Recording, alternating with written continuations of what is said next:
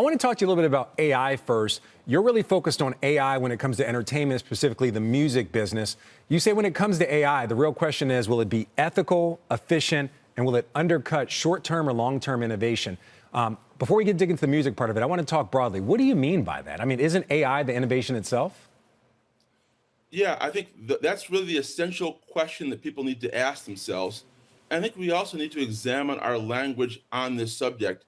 People often talk about how AI is taking away jobs, and that's not really what's happening. What's really happening is that companies, managers, owners are making the decision to have AI take away jobs. AI isn't making the decisions. It's actually the owners of the companies that are making the decisions. And once we think about things from that point of view, then things begin to make more sense. This is something that's been going on in the music industry for many, many years. There's been debates about tech and ownership.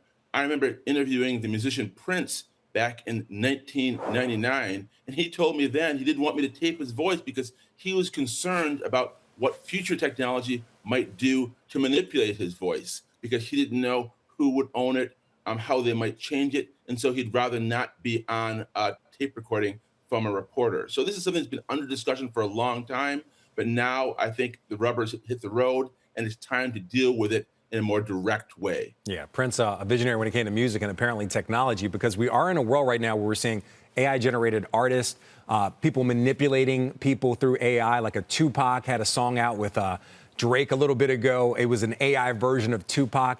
But we're also seeing just genuine, original, it's hard to say it's original because it's obviously information source, but AI artists on the charts right now. What does that say about the value of human work going forward when something that's really a passion when we're talking about music and supposed to be a real human expression is now being, I guess, disrupted by AI? Yeah, well, I think that the entertainment industry is a good test case to how far AI can be pushed because, the entertainment industry is seen as a very creative industry.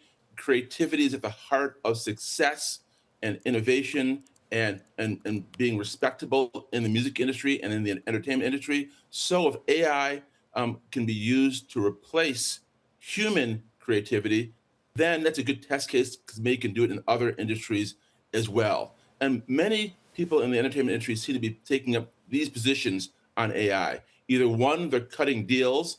Disney recently reached an agreement with OpenAI to license its characters to Sora.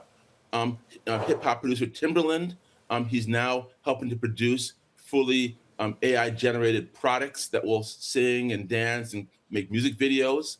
Then there are others who are saying, well, maybe we can use this as a marketing tool. For instance, iHeartRadio is now putting out the idea that they're guaranteed human, and that if you will not hear AI-generated podcasts or musicians on their airways, and that's something they're using as part of their marketing. And finally, there are people like James Cameron who are saying, listen, pushing for sort of a middle ground, saying AI might be part of our workflow in the future, but we've always got to have things rooted in human performances. And we see that in his Avatar movies, where everything is performance capture, is he's not using fully AI-generated characters because he always wants to have room for the human in what he does. So we're going to see more and more artists, entertainment companies, and others stake out one of those three positions as we move forward with AI innovation. All right. So, CJ, I want to go back to your book very quickly, Who Knows You by Heart. It's a fictional book, but clearly it's informed by some of your personal experiences and some of the things that you've been learning and reporting on. Is there any theme in this book that you see potentially playing out in real life? Yeah, definitely. One thing I've learned, as a journalist, I've interviewed some of the greatest musicians out there, Bruce Springsteen and Taylor Swift and Adele. And one thing I've learned is that, great art, even good art, is exponentially harder to create than average art.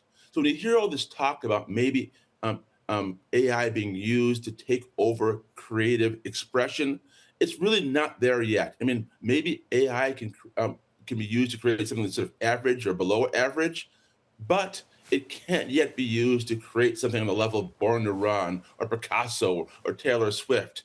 And it may not be able to do so given our current technology and the current modes by which AI operates. LLMs, large language models, may not be able to create the kind of great art that's really needed to capture large sections of the public imagination. That's something that I write about in the book. That's something that I've seen in real life, and something I integrated into the plot.